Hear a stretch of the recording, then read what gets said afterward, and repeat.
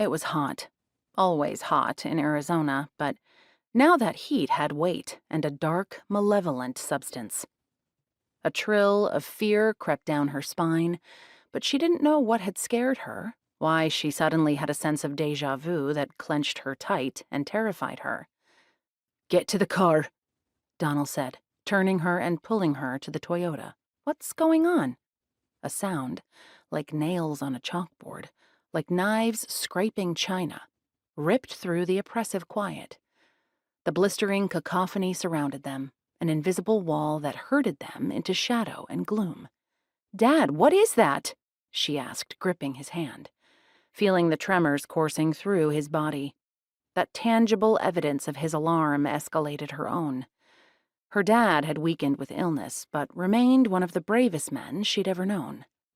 He tried to pull her toward the car, but the air felt strangely gelatinous, a membrane holding them captive in the small space they filled. Beyond the unseen barrier, the everyday world faded until there was only dusky night alive with that terrible sound. Shealy clapped her hands over her ears, and so did Donald, both of them turning in place, searching for an exit, seeking an explanation. Beneath her feet, the asphalt began to rumble and shake. Pieces of the parking lot cracked, spidering like a shattered windshield. Was it an earthquake? A car alarm joined the melee, as if in response to her panicked thoughts. She grasped at a perverse sense of comfort the explanation brought. Earthquakes were real. Shadows that hemmed people in weren't. But even as she thought it, the darkness to her left split down the middle, like a huge piece of velvet ripped in two.